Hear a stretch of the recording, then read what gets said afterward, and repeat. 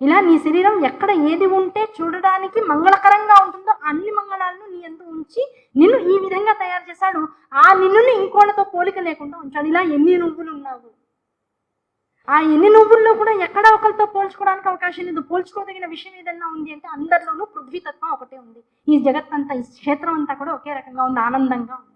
ఆనందంగా ఉన్నా లేకపోయినా అది నీకు ఇవ్వబడినటువంటి పృథ్వీ, దాని యందు సకలము నిక్షిప్తమై ఉన్నాయి. అవునా కదా? కనుక పృథ్వీ ఇది నీది కాదు, ఎవరిది మరి? ఈ అనంతమైనటువంటి విశ్వానికి ఎవరు కర్తో వారిది. కనుక పృథ్వీ నీది కాదు, ఈ దేహం నీది కాదు. ఈ దేహం తర్వాత పంచభూతాల్లో ఉన్నటువంటిది ఏమిటి?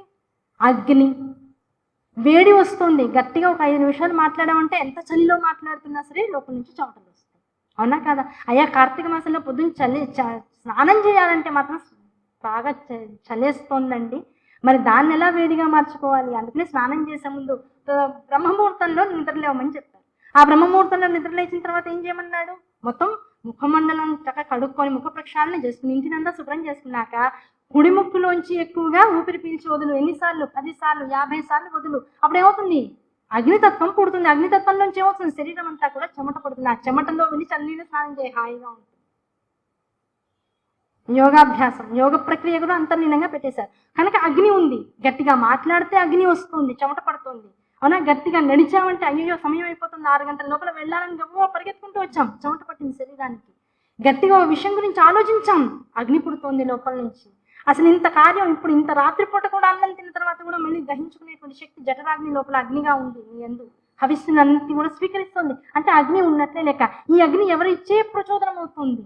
ఎవరు ఇచ్చారని నీలో అగ్ని? అగ్ని ఉంది కదా అని ఒక అగ్గిపుల్ల పుని ఇలా వెలిగించుకుని లోపలికి ఏమైనా మింగేస్తున్నావా?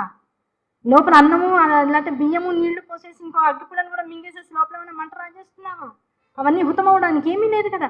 లోపల స్వాభావికంగా అగ్ని ఉంది. అగ్నిచే దహింపబడేటువంటి క్షేత్రము నీకుంది, శరీరము నీకుంది. ఆ క్షేత్రము నిక్షిప్తం చేసినటువంటి అగ్ని నీ యందు ఉంది. ఆ అగ్ని నువ్వేమీ దాన్ని ఏం చేయలేదు, నువ్వేమీ దాన్ని కనుక్కోలేదు, నువ్వేం దాని పుట్టుకకి కారణం కాదు. లోపల ఉన్నటువంటి అగ్నికి కూడా నువ్వేం కారకం కాదు. అది ఎలా ఉంది? భగవత్ ప్రేరకంగా ఉంది. ఆ భగవంతుడు ఎవడు? ఒక శక్తి రూపంలో ఉన్నాడు. ఆ శక్తి వలన నీ యందు అగ్ని పుడుతుంది, అంతే తప్ప అగ్నికి నీకు ఎటువంటి సంబంధము లేదు. కనుక అగ్ని నీది కాదు, నువ్వు చేసుకున్నది కాదు. నువ్వు అనబడేటువంటిది అగ్ని కూడా కాదు. కనుక ఇప్పుడు భూమి నువ్వు కాదు, అగ్ని నువ్వు కాదు. అగ్నికి ముందే ఉంది నీరు ఉంది. అయ్యా శరీరంలో 70% నీళ్ళే ఉన్నాయండి. దాని కలర్ని బట్టి మాట మారుతూ ఉండొచ్చు కాక, పదం మారుతూ ఉండొచ్చు కాక, 70% నీరు ఉంది. ఆ రక్తము ఏ ల్యాబొరేటరీలో ఉన్నా నీకున్నటువంటి విజ్ఞానాన్నంతా పెట్టి ఒక చుక్క చేయగలవా? మిల్లీగ్రామ్ చేయగలవా ఒక రక్తాన్ని, ఒక చుక్కని?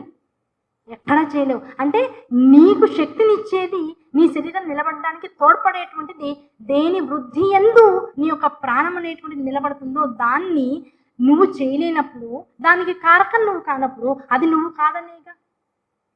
అవునా కదా?